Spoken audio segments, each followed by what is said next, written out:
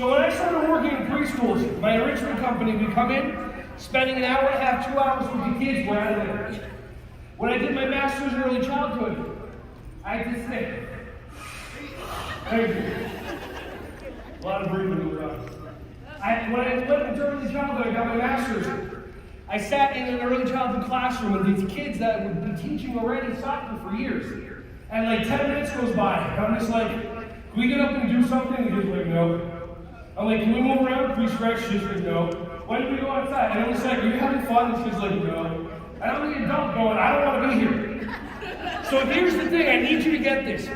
I'm so in awe of every single person that either works in a classroom or supports somebody, because I couldn't do it. The power that you have to be able to play with kids, teach them, have an amazing time, be joyous and happy, and then you come back the next day is insane to me.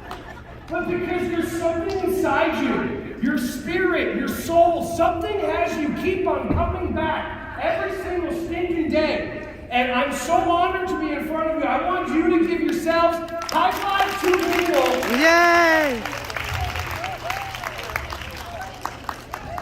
And look, I get it.